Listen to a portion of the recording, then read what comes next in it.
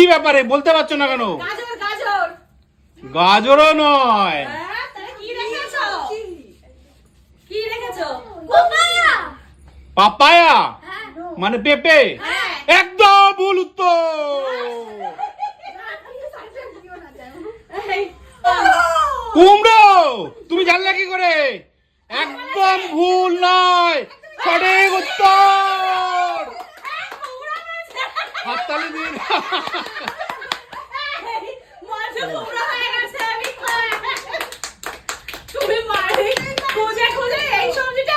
আরে মঞ্জু বলতে পারবে, আমি তো বুঝতে পারিনি।